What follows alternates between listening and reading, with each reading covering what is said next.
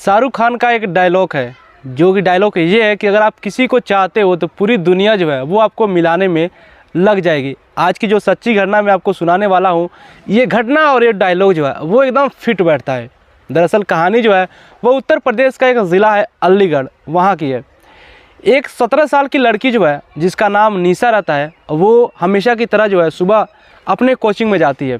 Coaching में जब जाती है तो घर वाले हमेशा उसका रोज़मर्रा की ज़िंदगी यही रहती है, सुबह सुबह हमेशा कोचिंग में जाती है, फिर से आ जाती है, उसके बाद से कॉलेज जाती है।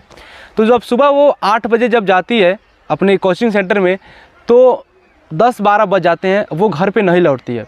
उसके माँ जो है वो परेशान होती है और उसके पिता से कहती है कि निशा जो है अभी तक घर पे नहीं आई है। उसका पिता कहते हैं कि हो ना हो कहीं कोचिंग सेंटर में जो है वो कहीं उसका कुछ टेस्ट चल रहा होगा, इसलिए जो है वो थोड़ा लेट लग जाएगा, घबराओ मत, आ जाएगी।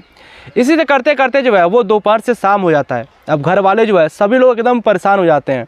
पास में ही 2-3 किलोमीटर दूरी पर जो है वो कोचिंग सेंटर था। उसके पिता जो है वो कोचिंग सेंटर में जाते हैं और जो वहाँ के टीचर थे उनसे पूछते हैं कि मेरी जो निशा है वो सुबह में यहाँ पर आई थी और अभी तक जो है वो घर पे नहीं गई है। वहाँ के जो कोचिंग के जो टीचर आते हैं वो बताते हैं कि निशा जो है वो आज कोचिंग सेंटर में नहीं आई थी। जब उसके पिता सुनते हैं तो वो एकदम घबरा जाते हैं, भागे भागे घर पे आते हैं और ये बात जब घर पे बताते हैं कि कोचिंग सेंटर में जो है वो आज निशा नहीं गई है, तो पूरे घर के लोग जो है वो एकदम परेशान हो जाते हैं।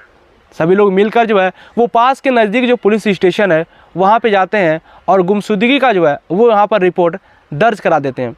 पुलिस जब ये मामला सुनती है तो गंभीर से लेती है और जो है वो पुलिस जो है निशा को खोज में लग जाती है। सबसे पहले कोचिंग सेंटर में जाती है और कोचिंग सेंटर के कुछ वहाँ पर कुछ उसको सबूत मिलती है और इसी के बीच जो है वो पुलिस छानबीन करती है और जो है रात में ही निशा को जो है पकड़ लेती है।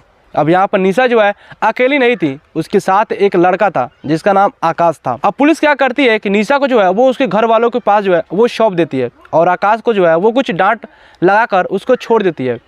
अब यहाँ पर जो निशा के जो पिता हैं वो क्या करते हैं कि वो सुबह जो है वो अपनी लड़की को लेते हैं और पास के जो नज़दीक पुलिस स्टेशन है वहाँ पे जाते हैं और वहाँ पर रेप और अपहरण का केस दर्ज कर जो है वो वहाँ पर FIR कर देते हैं। क्योंकि निशा जो है वो नाबालिग थी, कुछ ही महीने बाकी थे उसको बालिग होने में, ठीक है।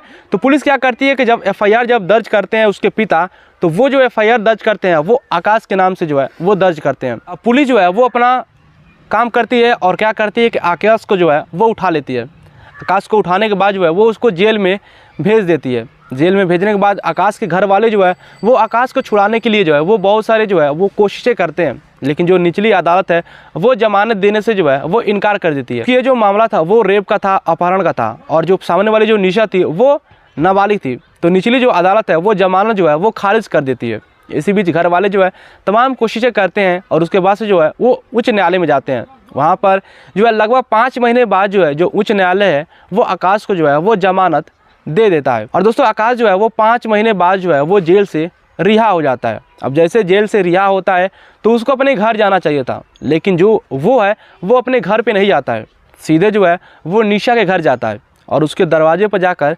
चिल्लाता है कि निशा, मैं तुमसे शादी करूँगा। अभी बात जब निशा सुनती है तो वो जो है वो उसके साथ आ जाती है और वो जो है दोनों पास के ही मंदिर में जाकर शादी कर लेते हैं। अब शादी करने के बाद जो है चूँकि जो आकाश है वो जमानत पर था और जैसे जेल से छूटा तो फिर से एक गलत काम किया। हालांकि जो निशा है वो उसके साथ गई और जाके पास के जो मंदिर है वहाँ पर शादी कर लेते हैं। शादी करने के बाद दोनों लोग जो है वो एक वकील को पकड़ते हैं और वकील जो है वो ले जाकर उन लोगों को जो है वो कोर्ट में जो है वो पेश करता है। अब आकाश जो है वो वहाँ पर एक वाकया सुनाता है वहीं पर कोर्ट के पास। अब इसी बीच जो है आकाश के घर वाले और जो निशा घर वाले हैं वो भी वहाँ पर पहुँच गए थे।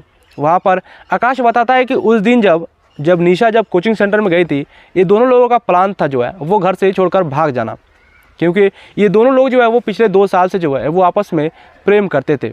अब ये बात जब वहाँ पर इसके घर वाले सुनते हैं तो वो भी एकदम चौंक जाते हैं। मतलब यहाँ पर ये कन्फर्म हो जाता है कि जो इसके ऊपर जो अपहरण का या फिर जो रेप का जो केस लगा है वो जो है वो गलत है, क्योंकि ये दोनों लोग जो है वो अपनी मर्ज़ी से भागे थे। अब जो निशा घर वाले थे उसके माता पिता जो है वो इस बात को एक्सेप्ट नहीं करते हैं और ना इस शादी को एक्सेप्ट करते हैं। हालांकि दोनों लोग जो है वो मंदिर में शादी किए थे, उसके बाद से जो है दोनों लोग बालिग थे और कोर्ट में जाकर जो है वो समर्पण किए थे। इसी बीच जो है कोर्ट भी ये फैसला सुनाता है कि चूँकि दोनों लोग जो है वो बालिग हैं और जो है अपना फैसला लेने का जो है वो उनको पूरी तरीके से हक है। और कोर्ट ये फैसला सुनाता है कि आकाश और निशा जो है वो दोनों एक साथ रहेंगे और ये जहाँ चाहे वो वहाँ पे रह सकते हैं। अब कोर्ट जो है वो आदेश देता है कि आप जहाँ पर रहना चाहो रह सकते हो। आकाश के जो घर वाले हैं वो इस शादी को जो है वो एक्सेप्ट करते हैं और अपने लड़के को लेकर और साथ में जो उनकी बहू थी उसको लेकर जो है वो अपने घर चले जाते हैं। लेकिन आज भी जो है वो निशा के जो घर वाले हैं वो इस शादी को एक्सेप्ट नहीं करते हैं और निशा जो है वो इस समय पुलिस से मांग कर रही है कि मेरे घर वालों से जो है वो खतरा है। लेकिन वहाँ के जो एसपी है उन्होंने कहा है कि तुमको जो है वो किसी भी प्रकार की परेशानी नहीं होगी। दोस्तों, इस कहानी का मकसद किसी के भी भावनाओं के साथ ठेस पहुंचाना नहीं है। ये जो है वो जस्ट एक इन्फॉर्मेशन के लिए ये कहानी है और ये कहानी जो है वो एक सच्ची घटना है। यहाँ पर जितने भी नाम लिए गए हैं सभी नाम जो है वो काल्पनिक है, लेकिन ये जो घटना है वो सच्चा है।